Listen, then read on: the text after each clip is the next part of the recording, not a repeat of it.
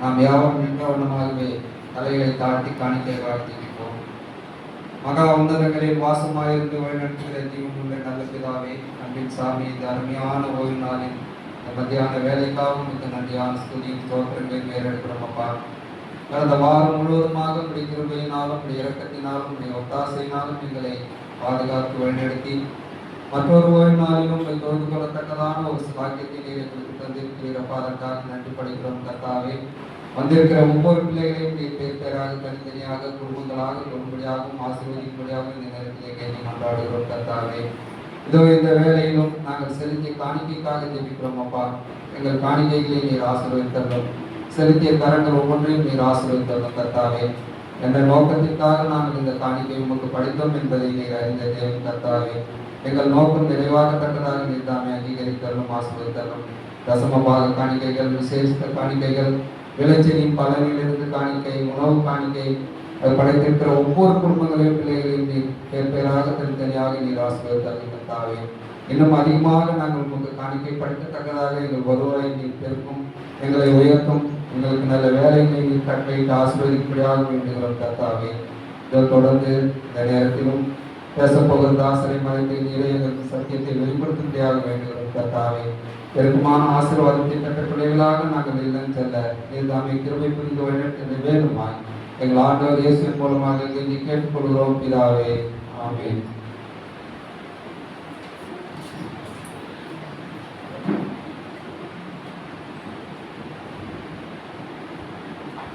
இப்பொழுதும் நமக்கு நம்முடைய சபை போதகர் அவர்கள் வந்து நமக்கு செய்தியை வழங்குவார். தேவனுடைய நாமம் மகிமைப்படுவதாக. இந்த காலவேளை உங்கள் அனைவரையும் ஆண்டவராக இயேசு கிறிஸ்து என்ற நாமத்திலே உங்களை அன்போடு வாழ்த்தி வரவேற்கிறேன். விசேஷமாக இந்த நாளில் உங்கள் அனைவருக்கும் ஹோமன் ஃபேமிலி வாழ்த்தை நான் தெரிவித்துகிறேன். குடும்பம் கணவன் மனைவியாய் வந்திருக்கிற பிள்ளைகளை ஆண்டவர் குடும்பத்தை நியமித்து கொடுத்தார். ஏதேன் தோட்டத்திலே ஆண்டவர் ஆதாமின் ஏவாள் இணைத்து நீங்கள் சந்தோஷமாய் வாழ சொல்லி ஆண்டவர் ஒரு குடும்பத்தை ஏற்படுத்தார். அது ஒரு கிறிஸ்துவ குடும்பம் என்று பார்க்கும்போது அனைவருக்கு சாட்சியாக மகிழ்ச்சியாக வாழ வேண்டும். அப்படிதான் ஆதாமும் ஏவாளும் அந்த ஏதேன் தோட்டத்திலே மகிழ்ச்சியாக வாழ்ந்தார்கள், சந்தோஷத்தை பகிர்ந்து கொண்டார்கள், ஒவ்வொரு நாளும் கிறிஸ்துவோடு இணைந்து வாழ்ந்தார்கள். இதற்காக தான் ஆண்டவர் குடும்பத்தை ஏற்படுத்துகிறார். இந்த நாளை நீங்கள் நினைவு பெற வேண்டும். கணவன் மனைவியாய் குடும்பமாய் இருக்கிற பிள்ளைகள் ஏதோ ஒரு கடமைக்காக வாழாதபடி, ஏதோ நம்ம ஒரு கல்யாணம் பண்ணிட்டோம், ஏதோ வந்து சேர்த்துட்டோம் அப்படின்னு சொல்லி வாழாதபடி இந்த குடும்பம் ஆண்டவர் பரலோகத்துக்கு எதிர்பார்க்கிறார். இந்த குடும்பமாய் நீங்கள் பரலோகத்துக்கு செல்ல வேண்டும் என்பதை வலியுறுத்தும் வண்ணமாகவே இன்னைக்கு கிறிஸ்துவ குடும்பங்கள் சீர்குலைந்து போகிறது. அப்படி இல்லாதபடி நீங்கள் வாழக்கூடிய வாழ்க்கையிலே கிறிஸ்துவை நீங்கள் மேன்மைப்படுத்த வேண்டும், கிறிஸ்துவை மகிமைப்படுத்த வேண்டும். ஒரு வசனத்தை நான் வாசித்து இந்த வேற செய்தி நான் கலந்து போகிறேன். ஆதியாகமம் 7:1 கர்த்தர் நோவாவை நோக்கி, நீயும் உன் வீட்டார் அனைவரும் பேழைக்குள் பிரவேசியுங்கள், இந்த சந்ததிகள் உன்னை எனக்கு நீதிமானாக கண்டேன் என்றார். அப்படியாக எப்படி ஆண்டவர் நோவாவுடைய குடும்பத்தை தெரிந்து கொண்டு வரக்கூடிய ஜலப்பிரளயம், வரக்கூடிய அழிவிலிருந்து தப்பித்துக் கொள்ளும்படியாக ஒரு பேழையை நியமித்தார். ஆண்டவர் இந்த ராணிப்பேட்டை, இந்த ஸ்தலத்திலே அட்வென்டிஸ்ட் குடும்பத்திற்கு ஆண்டவர் இங்கே ஒரு பேழையை வைத்துள்ளார். இந்த குடும்பம் பாதுகாக்கப்பட வேண்டும். வரக்கூடிய ஆபத்து, வரக்கூடிய பிரச்சனைகள் எல்லாவற்றிலிருந்து தேவன் நமக்கு ஒரு பேழையை கொடுத்துள்ளார். நீங்கள் திருச்சபைக்கு குடும்பமாய் வரும்போது எப்படி நோவா ஆசிர்வதித்தாரோ அவ்வளோபடியே ஜலத்திற்கு தப்பித்துக் கொள்ளாங்களோ, இந்த உலகமானது ஒரு நாள் அழிய போகிறது. ஆண்டவை தப்பித்துக் கொள்ளும்படியாக இந்த ஒரு குடும்பத்தை கொடுத்துள்ளார், இந்த ஒரு கிறிஸ்து குடும்பத்தை கொடுத்துள்ளார். நீங்கள் குடும்பமாய் ஒவ்வொரு நாளும் தியானிக்க வேண்டும், ஜெபிக்க வேண்டும். அப்படி ஜெபிக்கும் போது ஆண்டவர் உங்கள் குடும்பத்தை நிச்சயமாக ஆசீர்வதிப்பார். உங்கள் அனைவருக்கும் என்னுடைய குடும்ப நலவாழ்வு ஆசீர்வாதத்தை உங்களுக்கு தெரிவித்துகிறேன். ஒவ்வொரு குடும்பங்களையும் ஆண்டவர் ஆசீர்வதிப்பார். நீங்கள் கிறிஸ்துவோடு இணைந்து வாருங்கள். சந்தோஷமாய் தேவன் கொடுத்த கணவனுக்காக, தேவன் கொடுத்த மனைவிக்காக, தேவன் கொடுத்த பிள்ளைகளுக்காக ஒன்று சேர்ந்து நீங்கள் சந்தோஷமாய் வாழும்போது அப்படிப்பட்ட ஆசீர்வாதத்தை தேவன் உங்களுக்கு தருவாராக. இந்த நாளில் உங்களோடு பகிர்ந்து கொள்ள வேண்டும் என்பதை தெரிந்து கொண்ட ஒரு சத்தியமானது ஏற்கனவே நான் படித்துக் கொண்ட இந்த ரெவலேஷன் இந்த புத்தகத்திலிருந்து நாம் படிக்கின்றோம். இந்த நாளை படிக்கின்ற ஒரு தலைப்பானது மூன்றாவது சபை. இந்த வெளிப்படத்திலே நாம் வாசிக்கின்ற போது 7 சபை இருக்கிறது. ஒரு நாள் ஒரு சபையை குறித்து படித்தோம். இந்த நாளில் படிக்கின்ற ஒரு சபையானது பெர்கமு சபை. பெர்கமு சபை என்று பார்க்கும்போது இதனுடைய காலகட்டம் கிபி 313 இருந்து 538 வரைக்கும். இதனுடைய காலகட்டம் என்னவென்று பார்க்கும்போது ஏன் ஆண்டவர் இந்த வெளிப்படுத்தல் இந்த புத்தகத்திலே யோவானுக்கு வெளிப்படுத்தினார், அந்த காலகட்டத்தில் நடந்த சம்பவம் என்ன, ஏன் அதை நம்ம படிக்கிறோம் என்று பார்க்கும்போது இந்த காலகட்ட சூழலை நீங்கள் அதை படித்து புதுப்பித்துக் கொள்ள வேண்டும். அப்படிப்பட்ட ஒரு இன்னல்களோ அப்படிப்பட்ட பிரச்சனைகளும் போது ஆண்டவர் தீர்க்கதரிசியாக தீர்க்க தரிசனமாக ஆண்டவர் இந்த பதிவு செய்து வைத்திருக்கிறார். வெளிப்படுத்தல் புஸ்தகம் என்று அநேகர் வாசிக்கும் போது இந்த புஸ்தகம் நமக்கு வெளிப்படுத்தவில்லை என்று சொல்வார்கள். ஆனால் ரெவலேஷன் வெளிப்படுத்துற புஸ்தகம். ஆண்டவர் கடைசி நாட்களிலே நடக்கூடிய எப்படி நான் மேற்கொள்வது, சத்தியத்தில் நாம் மேற்கொள்வது, எனக்கு கொடுக்கப்பட்ட சத்தியத்திலே நாம் இருப்பது என்று சொல்லி ஆண்டவர் இந்த கொடுக்கப்பட்ட ஒரு மேன்மையான ஒரு சத்தியமானது. வெளிப்படுத்தல் 2ஆம் அதிகாரத்திலே 12 17 வரை இன்னைக்கு நம்ம தியானிக்க இருக்கிறோம். அதிலிருந்து நல்ல கருத்துக்களை ஆண்டவர் நமக்கு தருகிறார். 2ஆம் அதிகாரம் 12ஆம் வசனத்தை வாசிக்கும் போது பெர்கமு சபையின் தூதருக்கு எழுத வேண்டியது என்னவெனில் இருபுறமும் கருத்துள்ள பட்டயத்தை உடையதாகிறது. அப்ப ஆண்டவர் இந்த பெர்கமு சபைக்கு தூதை ஆரம்பிக்கும் போது ஒரு அருமையான ஒரு காரியத்தை வெளிப்படுத்துகிறார். இருபுறமும் கருத்துள்ள பட்டயம். பட்டயம் என்னது? என்னங்க பட்டயம்னா? கத்தி எப்படி இருக்கும்? கத்தி எப்படி கொஞ்சம் ஷார்ப்பா இருக்கும்? ஒரு பக்கம் தான் ஷார்ப்பா இருக்கும். இங்க ஆண்டவர் சொல்லாது இருபுறமும் கருத்துள்ள ஒரு பட்டயம். ஆண்டவர் இங்க சொல்லக்கூடிய ஒரு எச்சரிக்கை சத்தியமானது வேதத்தை மையப்படுத்துகிறார். வேதமானது இருபுறமும் கருத்துள்ள ஒரு பட்டயம். ஒரு நாள் இந்த பிரசங்கத்தை ஒரு வசனத்தை நான் ஒரு மாதிரி பேசுவேன், இன்னொரு மாதிரி பேசுவாங்க. அப்ப ஆண்டவர் இந்த திருச்சபைக்கு சொல்லக்கூடிய சத்தியமானது இருபுறமும் கருத்துள்ள ஒரு பட்டயமாகிய வேதம் பேசுகிறது. வேதத்தை மையம் வைத்து நீங்க நானும் வாழ வேண்டும். ஒரு நாள் அந்த வசனம் ஒரு ஆசீர்வாதமா இருக்கும், ஒரு நாள் அந்த வசனத்தை வைத்து பாரு எச்சரிக்கை செய்து கொடுப்பாரு. அதனால் நீங்கள் நானும் எப்படி வாழ வேண்டும்? ஆண்டவரை சத்தியத்தை சத்தியமாக நேசிக்கக்கூடிய ஒரு பிள்ளையாக இருக்க வேண்டும். அப்ப பெர்கமு திருச்சபை என்று பார்க்கும்போது உயர்த்துதல் அப்படின்னா மேல் நோக்கி அது சரியுதல். இந்த திருச்சபை காலகட்டத்துல அநேக தவறான உபதேசங்கள் உள்ள வந்தது. அதுதான் 313 இருந்து 538 வரைக்கும் இந்த நாட்கள இந்த திருச்சபைக்குள்ளாக என்னென்ன தவறான உபதேசம் வந்தது.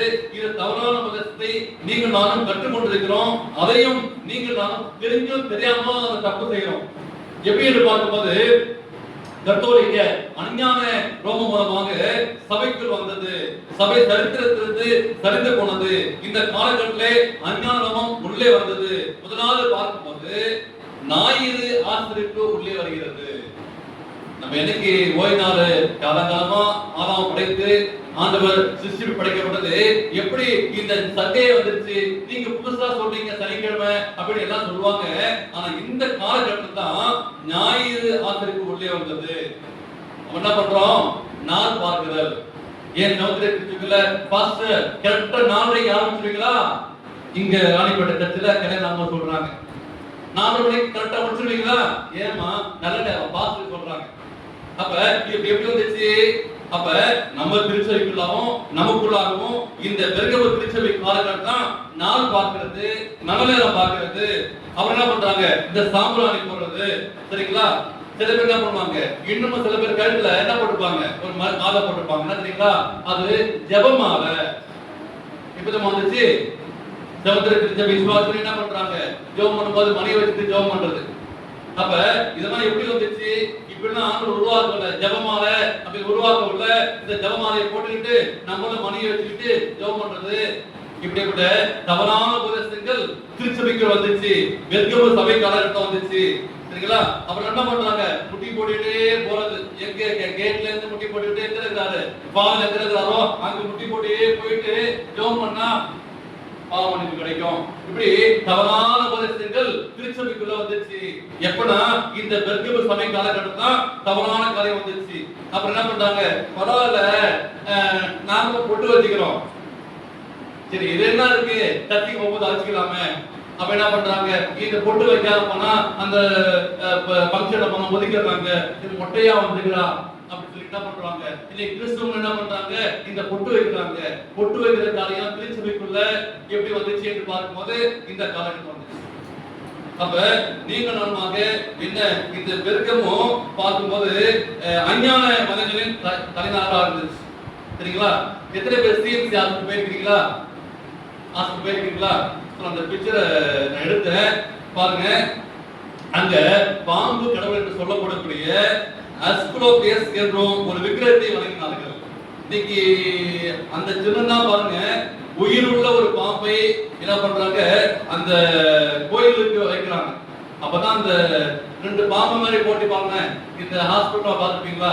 ரெண்டு பாம்பு தலை போட்டிருக்கோம், சரிங்களா? ஏன் கிறிஸ்துவுக்கு அப்படி பின்னி போயிருக்கோம். நீங்க சிஎம்சி ஹாஸ்பிட்டல் பார்த்துருப்பீங்க, நிறைய ஹாஸ்பிட்டல் பார்த்துருப்பீங்க. இந்த பாம்பு சின்னம் மருத்துவமனையில அப்போலோ ஹாஸ்பிட்டல் பார்த்துருப்பீங்க, சிஎம்சி பார்த்துருப்பீங்க, சில டாக்டர் கார்ல பார்த்துருப்பீங்க. டாக்டர் என்ன பண்ணிருப்பாங்க? இந்த பாம்பு பின்னிட்டு மாதிரி போட்டிருப்பாங்க. இது பாத்தீங்களா? எப்படி வந்து தெரியுங்களா? இதெல்லாம் இந்த பெர்கம திருச்சபை காலத்துல அந்த காலகட்டத்துல இந்த பாம்பை தெய்வமா கொண்டாடுனாங்க. அது என்ன பண்ணுவாங்க? மருத்துவ சின்னமா மாத்திட்டாங்க. இன்னைக்கு கிறிஸ்டியன் ஹாஸ்பிட்டல்ல அவங்களுக்கு தெரிஞ்சு செய்யறாங்களா தெரியாம செய்யலாம் தெரியாது. அப்போலோ ஹாஸ்பிட்டல்ல இந்த பாம்பை வச்சுக்கிறாங்க. பாம்பை வச்சுக்கலாமா? என்ன பண்ணுவாங்க? இந்த அஞ்ஞான மார்க்கம் இந்த பாம்பு வச்சு எந்த கோயில்ல வந்து இன்னைக்கு போவாங்க? சிவன் கோயில்ல. அப்ப அஞ்ஞான மார்க்கம் இன்னைக்கு திருச்சபைக்குள்ள எப்படி வருது பாருங்க. அப்ப இன்னைக்கு நீங்க நானும் இன்னைக்கு மருத்துவ காலேஜ்ல அடையாளமா இருக்கு, அது மருத்துவ சின்னமா காணப்படுது. அப்ப இந்த பெர்கம திருச்சபை எப்படி இருந்துச்சு? அந்த காலகட்டத்துல இந்த திருச்சபை எப்படி பாழாய் போனது? பரிசுத்தமா இருந்த திருச்சபை ஆஸ்பதமா திருச்சபைக்குள்ளாக அஞ்ஞான மார்க்கம் வந்து கிறிஸ்துவுக்கு எதிராக, கிறிஸ்துவுக்கு ஆனா நம்ம கிறிஸ்துவங்க தான், ஆனா அஞ்ஞான மார்க்கம் உள்ள வந்து பிசாசு திருச்சபையை எடுத்துக்கொண்டான். நீங்கள் நானும் எடுத்துக்கொள்ளாத நம்முடைய நாட்களே புரிந்து கொள்ள வேண்டும்.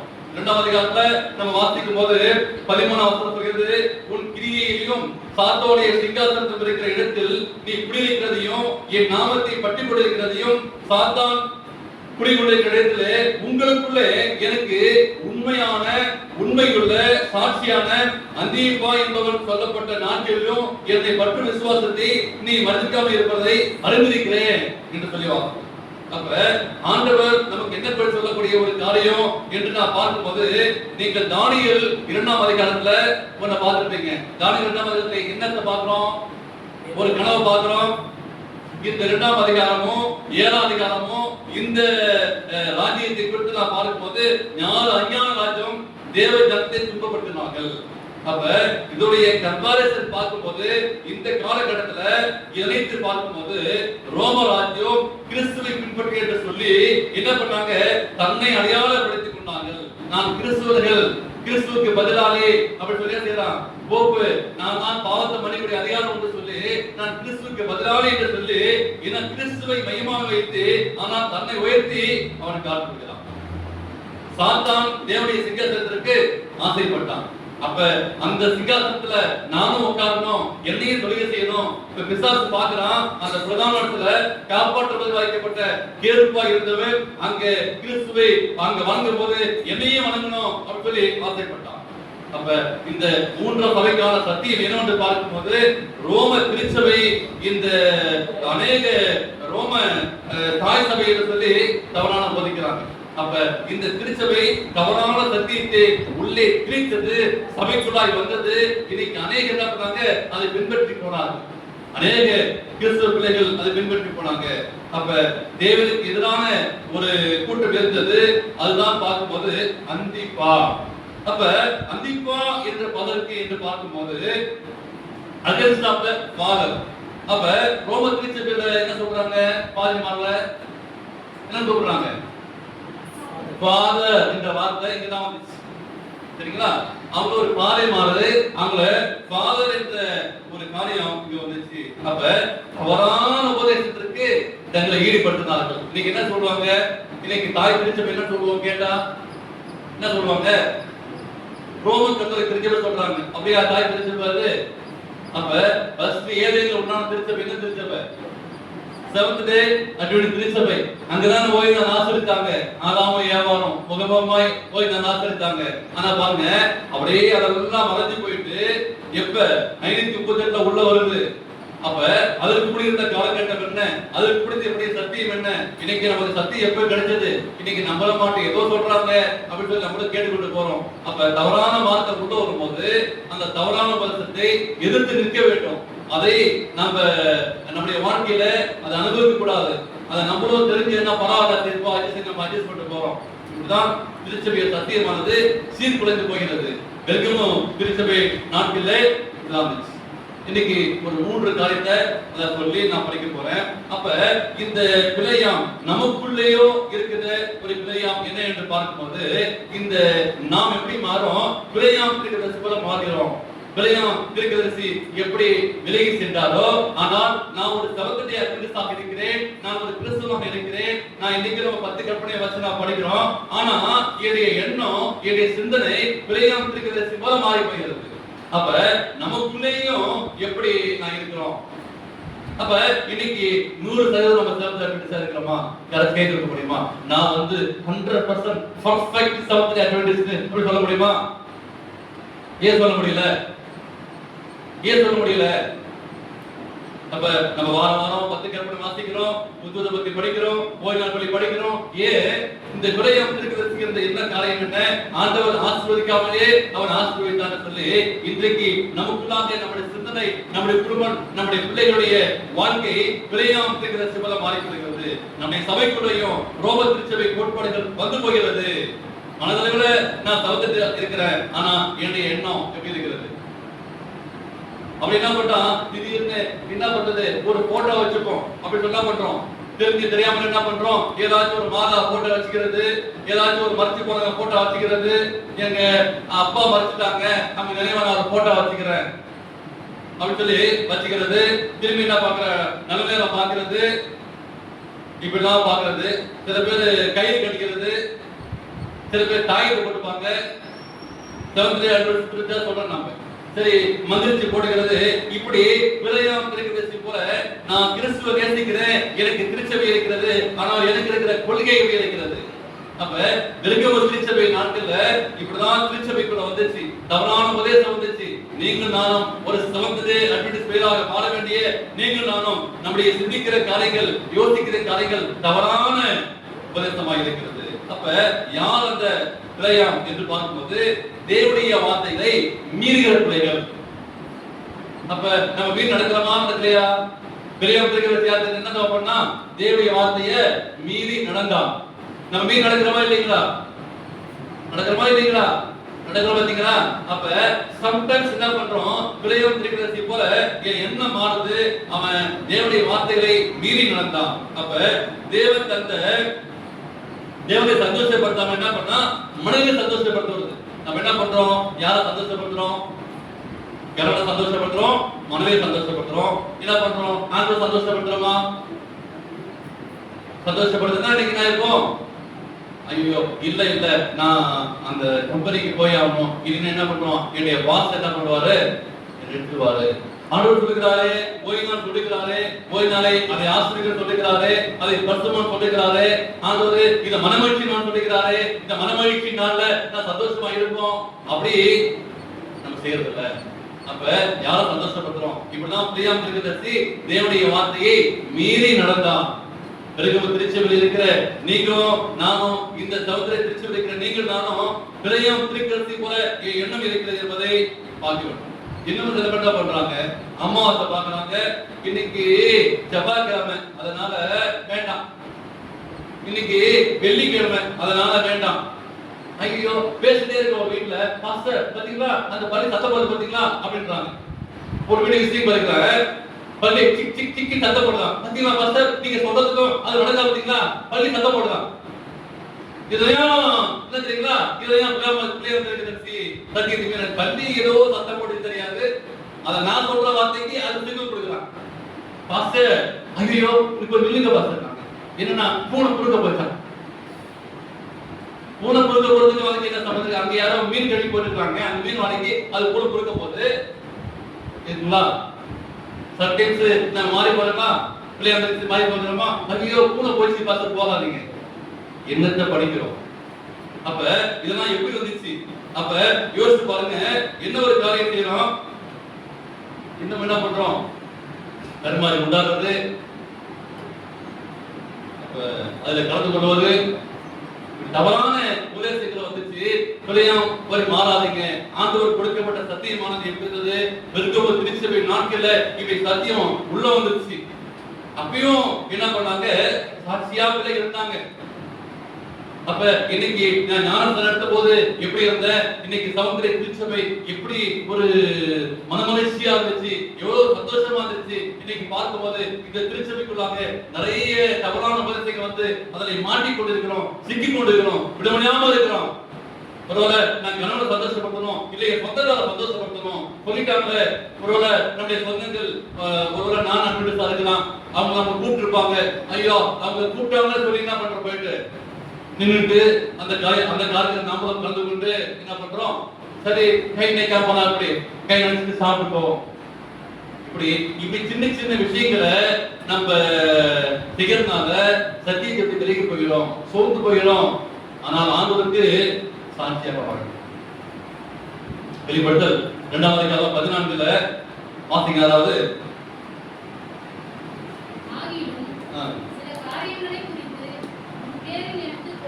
என்ன இருக்குங்களா, ஆகினும் சில காரியங்கள் குறித்து எனக்கு என்ன உண்டா குறை உண்டு. யார் தெரியும், யார் வாசித்தீங்க? இப்ப நீங்க வாசிச்சாலும் நான் வாசிச்சா சொல்லாது, நீ பெருசா பிரசங்கம் பண்ற, ஆனா உன்கிட்ட என்ன குறை இருக்குன்னு சொல்லி யார் தெரியும்? அவர்தான் தெரியும். அப்ப ஆண்டவர் சொல்றாரு, ஆகிலும் சில காரியங்களை குறித்து உன் பேரில் எனக்கு குறை உண்டு. வெல்கம திருச்சபையில இந்த சகோதர திருச்சபையில இருக்கிறவன், அப்ப என்கிட்ட என்ன குறை இருக்கு, நான் பெர்ஃபெக்ட் இல்ல.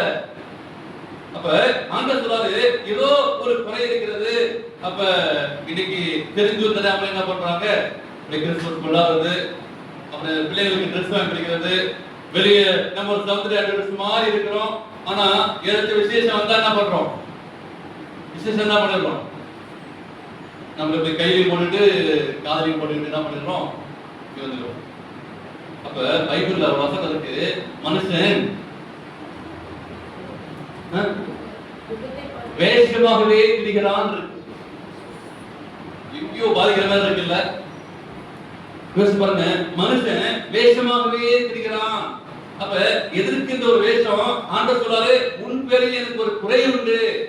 நீ எந்த திருச்சபையில் இருந்து நீ எப்படி வந்த, எப்படிப்பட்ட மகிமையான சத்தியம் கொடுக்கப்பட்டோம் என்றதை பார்க்கும்போது இன்னைக்கு என்ன பண்றாங்க, நவம்பர் மாசம் 2ஆம் தேதி போனா தெரியும், நவம்பர் மாசம் 2ஆம் தேதி போனா தெரியும், சரிங்களா, கலந்துருந்தா.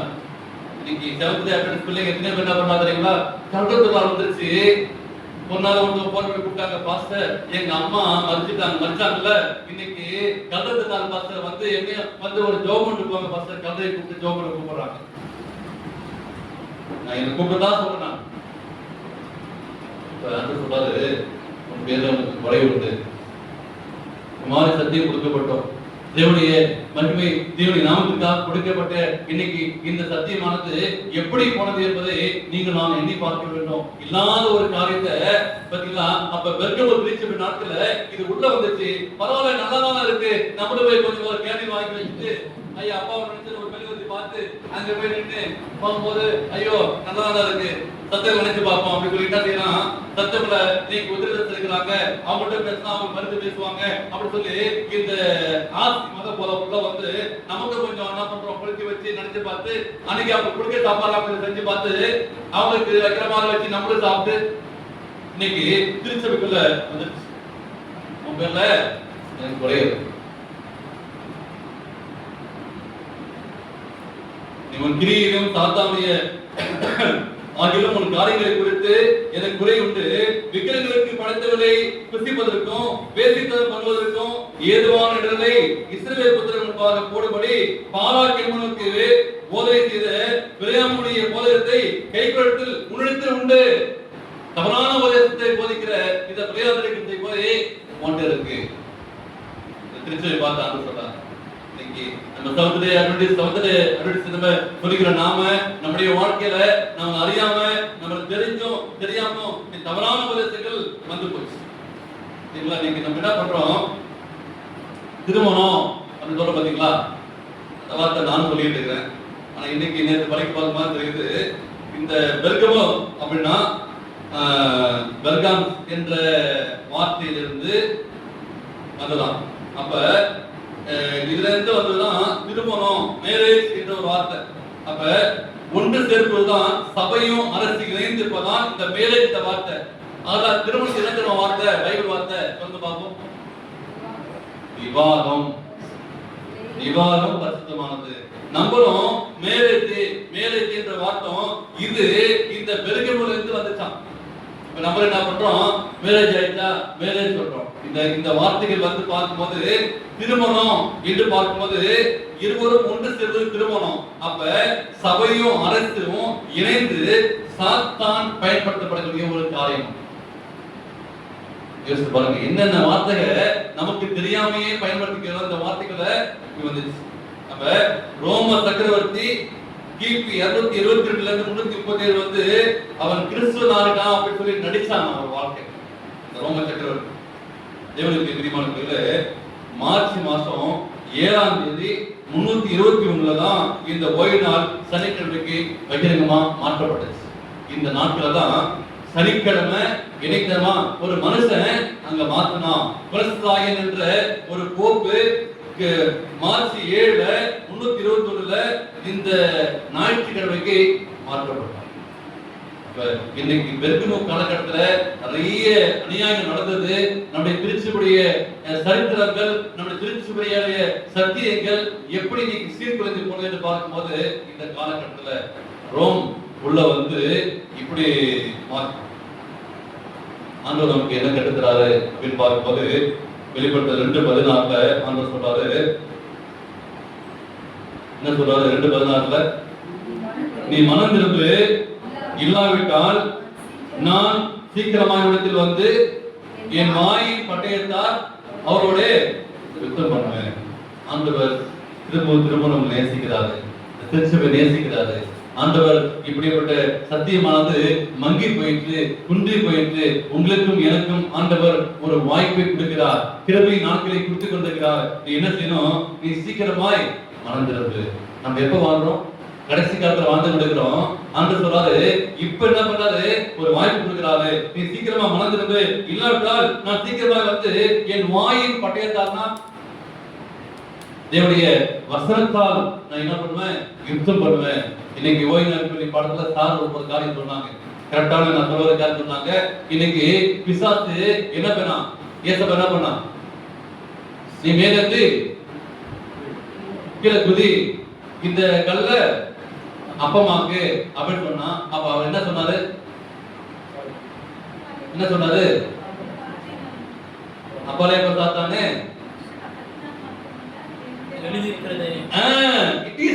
இதில் எழுதியிருக்கிறது. சரிங்களா? அப்ப வாயின் வார்த்தையால் பட்டயத்தால் ஆண்டவர் ஞாபகத்தை கேட்பாரு. இப்போ ஓய்நாள் சொல்லியே பத்திகரப்பட சொல்லியே, சரிங்களா? வாயின் பட்டயம் தேவனுடைய வேத வசனம். அதனால தான் ஆண்டவர் மனதிலிருந்து வேத வசனத்தை நம்ம படிக்காம இருந்தா, ஒண்ணுமே தெரியாம இருந்தா, அதான் சார் கேட்டாங்க, ஒரு ஓய்நாள் புத்தகத்தை டிரான்ஸ்லேட் பண்ணி பிரிண்ட் பண்ணி நம்ம காசாகுது. நம்ம கையில ஒரு 25 ரூபாய் கிடைச்சிருது. அது தமிழ்ல அதை இங்கிலீஷ் எடுத்து அதை அந்த மார்க்ஸ் லைசன்ஸ் வந்து பல நாட்கள் பல வேதனைப்பட்டு முதுகு வலியோட ஸ்பைனல் கார்டு வலியோட அதை தமிழ்ல எழுதி அதை வந்து பூனாவுக்கு அனுப்பி அதை பிரிண்ட் பண்ணி இப்ப நம்ம படிக்கிற பாத்தீங்கன்னா அடுத்த காலத்து அது எப்பவுமே முடிச்சிருப்பாங்க. ஒரு புக்கை எழுதி அதை ஈஸியா கையில கிடைக்கும் போது என்ன பண்றோம்? அதை படிக்க மாட்டோம். அதை படிச்சாதாங்க தெரியும் அது அருமை. சும்மா கிடைச்சு பாத்தீங்களா? அப்ப இந்த பட்டயத்தை நம்ம படிக்காதனாலதான், இந்த வேதவசனத்தை படிக்காதனால என்ன பண்றோம்? இன்னைக்கு உலக சீக்கிரமா ஏமாத்துறது, நம்மள விழுந்து போயிடுறோம். ஆண்டவர் சொல்றாரு, உன் பேர்ல குறை உண்டு, நீ வேத வசனத்தை பட்டயத்தால் நான் உன்னை நேசிக்கிறேன், நீ சீக்கிரமா மனம் திரும்பு. எத்தனை நாள் நம்ம ஏமாத்திட்டே இருக்கிறது? நான் படிச்சுட்ட பாஸ்டர், நான் வந்து யாரை ஏமாத்திட்டு இருக்கிறோம்? சின்ன பசங்க ஏமாத்துற மாதிரி நம்ம நாம ஏமாத்திட்டு இருக்கிறோம். சத்தியமானது வெகுவாய் நடந்து கொண்டே இருக்கிறது, ப்ராப்பர்ட்டி நடந்து கொண்டே இருக்கிறது. அது சீக்கிரமா முடிஞ்சிடும். பணம் போலாம் செய்ய முடியாது. சபைக்கு நான் சொல்லக்கூடிய ஒரு காரியம், உன் பேர்ல குறை உண்டு என்று ஆண்டவர் சொல்றார். வசனத்தால் நான் யுத்தம் பண்ணுவேன். எப்படி ஆண்டவராகிய இயேசு கிறிஸ்து என்னை பரீட்சை பார்க்காதே என்று சொன்னாரு, இன்னைக்கு நீங்கள் நானும் இப்படிப்பட்ட ஒரு சோதனை வரும்போது என்னை பரீட்சை பார்க்காதே என்று சொல்லி சாத்தானுக்கு எழுந்து நிற்க வேண்டும். வேதவாசனம் சொல்கிறது, ஓய்மலைக்கு சொல்கிறது. இப்ப நிறைய சத்தியத்தை ஆண்டவர் இந்த வேதத்தை எழுதி வச்சுக்கிறாரு. நீங்க நானும் அதை நம்ம படிக்க மாட்டோம், டைம் ஸ்பெண்ட் பண்ண மாட்டோம். இதை படிச்சாதான் நம்ம எப்படி எதிர்த்து நிற்க முடியும்? ஏதோ சர்ச்சைக்கு வந்துட்டோம், இன்னைக்கு பைபிள் எடுத்துக்கணும், இன்னைக்கு வச்சுட்டோம் அப்படின்னு சொல்லிட்டு இனி அடுத்த வாரம் எப்போ சனிக்கிழமை வரும், வெள்ளிக்கிழமை வரும், அன்னைக்கு எடுத்து பார்க்கலாம். அப்படிதான் பண்ணிட்டு இருக்கோம். வேத படிச்சு பாருங்க, அப்பதான் ஏற்று நிற்க முடியும். இதை படிச்சாதான் என்ன சத்தியம் இருக்கு அப்படின்னு சொல்லி தவறான உபதேசம் வரும்போது ஏற்று நிற்க முடியும். வேத வசனத்தை படிச்சு பாருங்க. மூன்றாவதாக நமக்குள்ள உண்மையான அன்பிப்பா இருக்காங்க. இன்னைக்கு இந்த திருச்சபை ஏன் இன்னைக்கு நிலைச்சிருக்கு அப்படின்னு பார்க்கும்போது, எங்கேயோ ஒரு உண்மையான விசுவாச பிள்ளைகள், அட்வென்டிஸ்ட் பிள்ளைகள் இன்னைக்கு என்ன பண்றாங்க? உண்மையாக இருக்கிறார்கள். அதனால்தான் இந்த திருச்சபை ஆண்டவர் இன்னும் நேசிக்கிறாரு. இந்த உங்களை எண்ணி வைத்து இந்த சத்தியமானது மற்றவர்கள் சொல்ல வேண்டும். இந்த திருச்சபைக்குள்ள அந்த உண்மையான அன்பிப்பா இருக்கிறாங்க. ஆண்டவருக்கு உண்மையா வாழணும், ஆண்டவருக்கு சாட்சியா வாழணும். எந்த சூழல் மத்தியிலும் நம்முடைய பிள்ளைகளுக்கு இந்த சத்தியத்தை சொல்லணும்னு சொல்லி சாட்சியா வாழ்ந்து இருக்கிறாங்க. 2ஆம் அதிகாரம் 17 வாசிக்கும் போது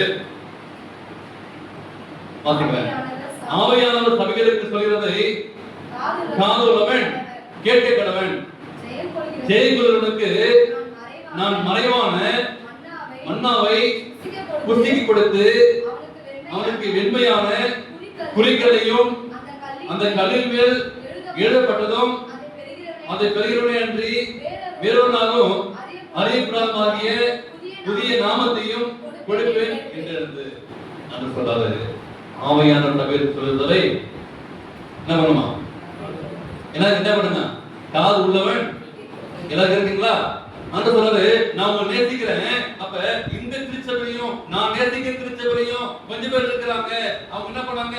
அவங்க காது உள்ளவன் கேட்டு நீங்க ஜெயங்குலனும் வெற்றி அடையணும். அவங்களுக்கு என்ன செய்வேன்? மறைவான ஒரு மன்னாவை கொடுப்பேன். இது திருச்சபை பிள்ளைகள், நீங்க ஜெயிக்க பிறந்தவங்க. போனவாரம் சொல்ல பாத்தீங்களா? நீங்க ஜெபம்னாதான் ஜெயிக்க முடியும். அப்ப ஆண்டு சொல்லக்கூடிய ஒரு காரியம் என்று பார்க்கும்போது, அந்திப்பா அது ஒரு தனிமனிதனுடைய மட்டுமல்ல, போப்பு மார்க்கத்தின் வல்லமைக்கு எழுந்திருந்த ஒரு கூட்டமாக இருந்தார்கள். அந்த ரோம சக்கரத்துக்கு எழுந்திருந்த ஒரு கூட்டம்.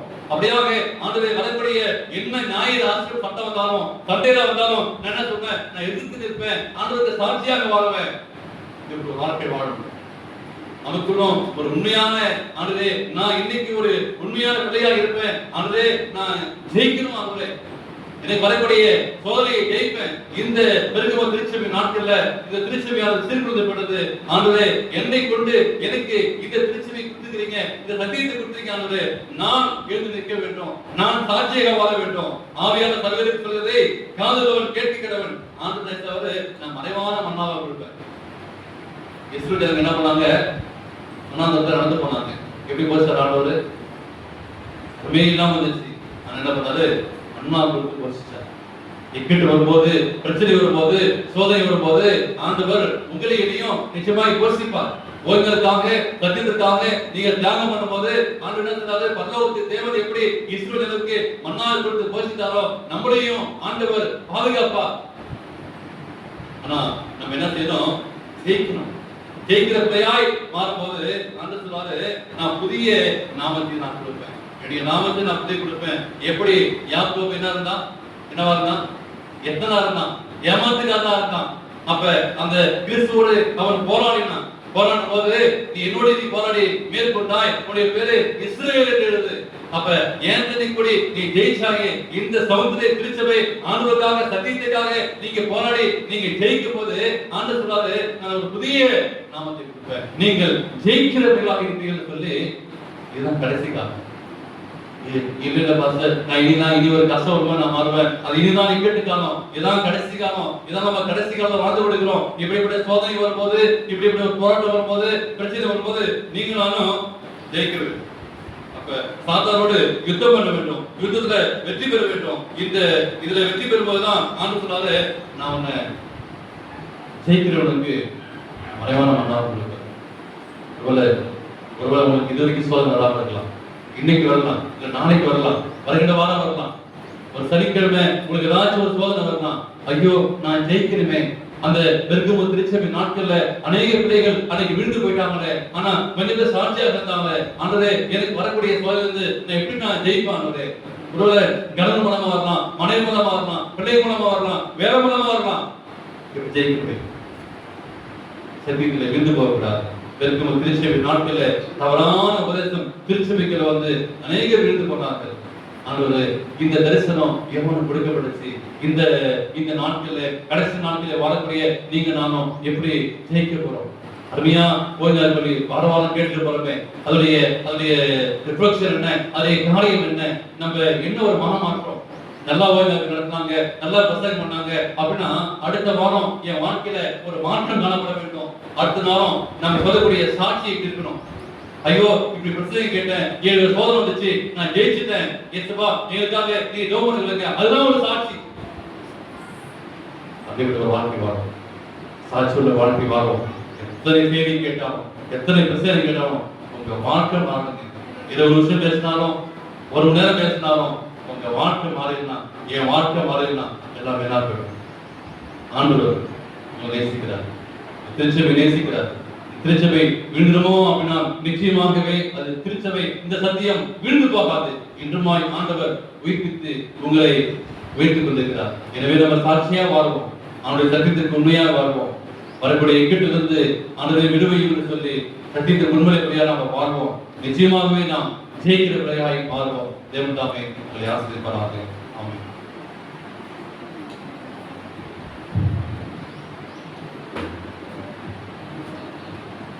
நல்ல செய்தியை கேட்டோம்.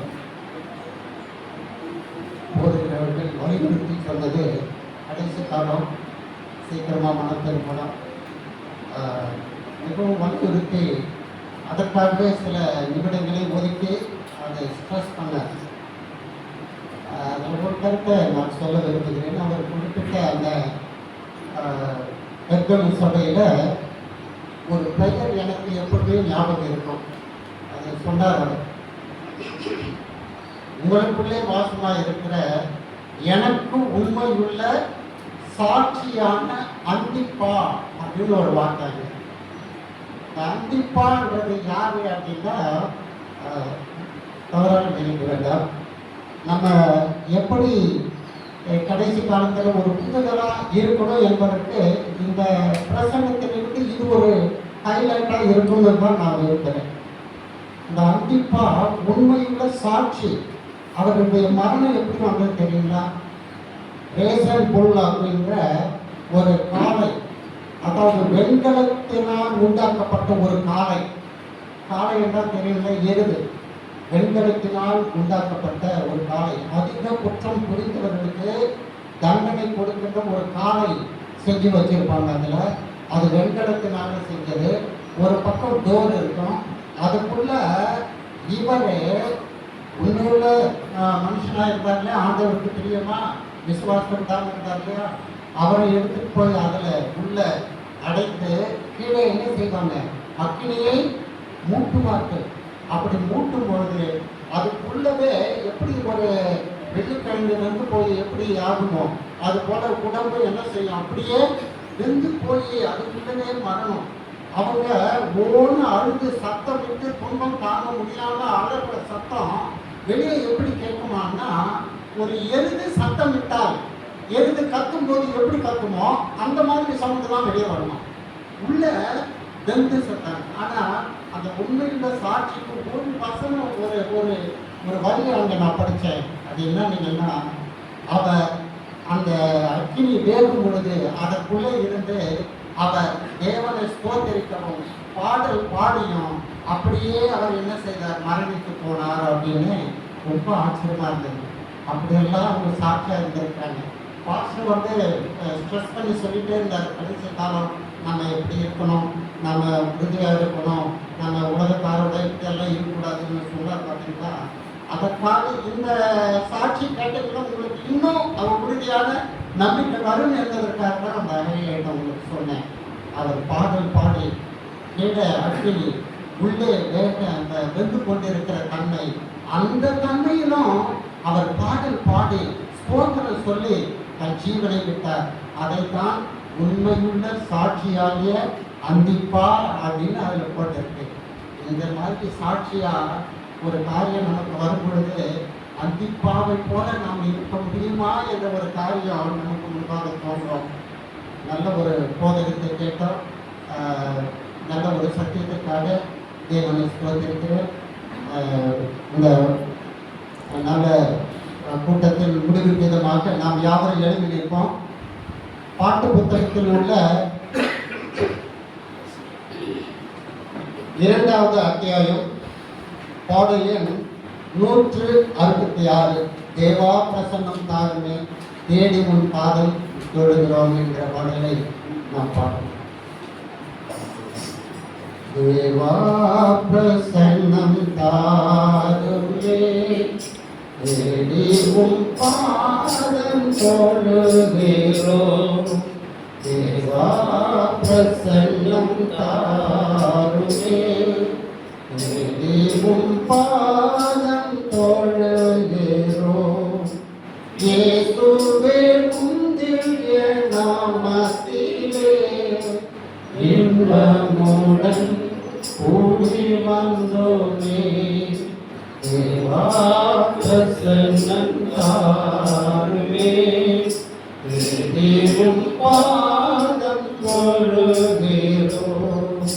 சாரோனின் ரோஜாலிலி புஷ்பம் சாந்த சொரூபியின் இயேசுவே ஆயிரம் பேரிலும் சிறந்தோராம் ஆண்டவரை தொழுகிறோம்.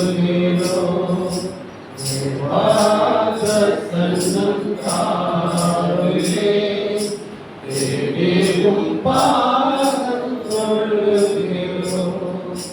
கர்த்தர் செய்த உபகாரங்கள் கணக்குரைத்து எண்ணலாகுமோ.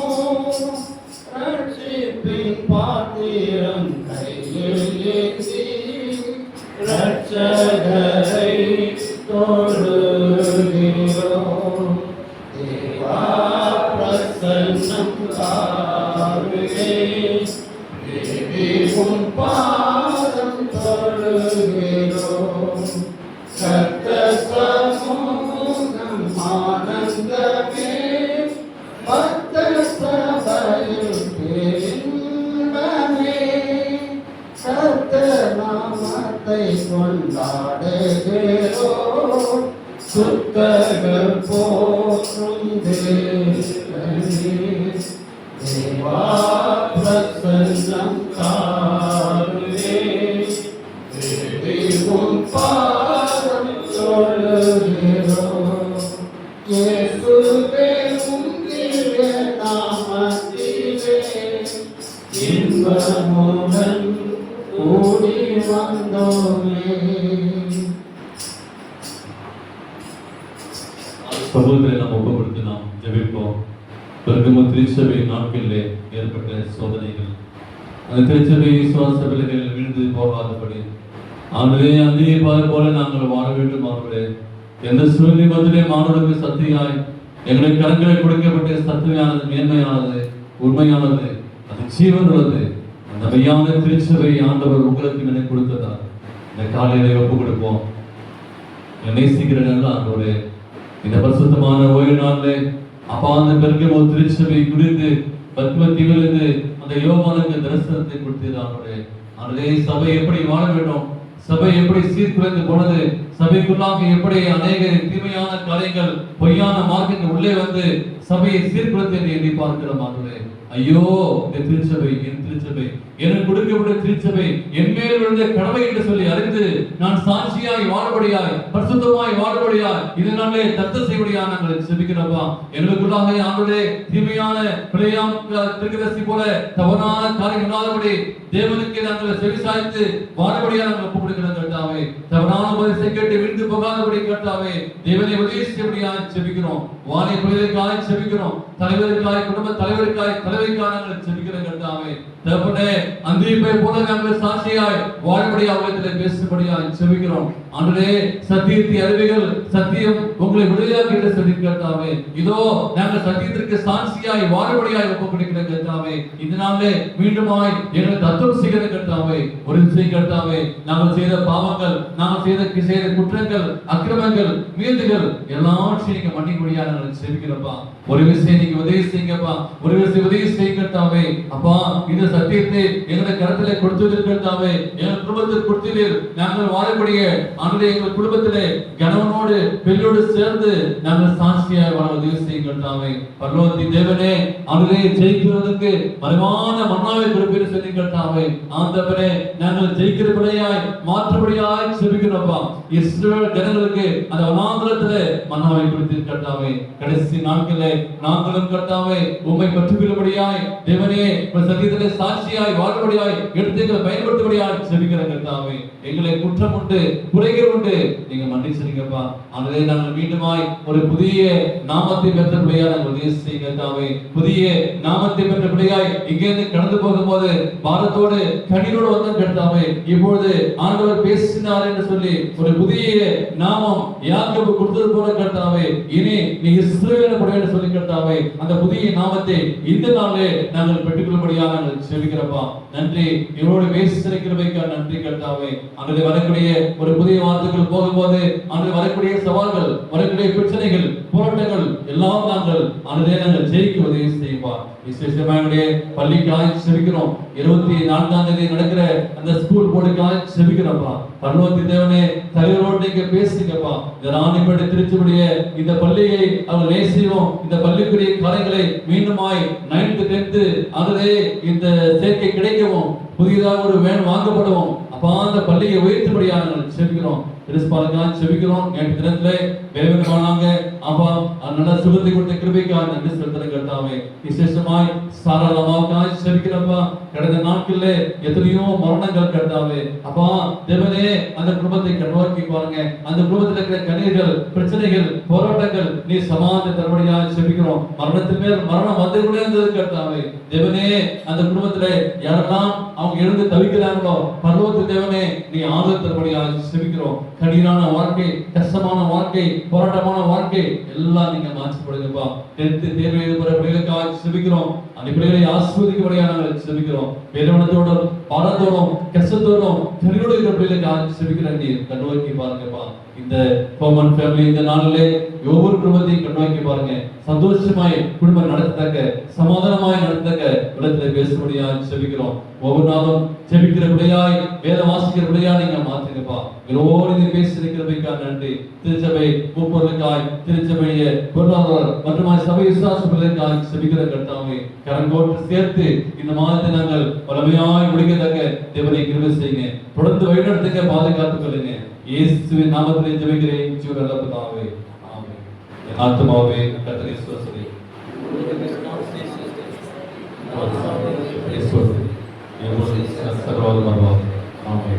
நம்முடைய கர்த்தராகிய இயேசு கிறிஸ்துவின் கிருபையும், பிதாவாகிய தேவனுடைய அன்பும், பரிசுத்த ஆவியுடைய அன்பியும், ஐக்கியமும், சந்தோஷமும், சமாதானமும் இன்றும் என்றும் சதா காலமும் இருப்பதாக.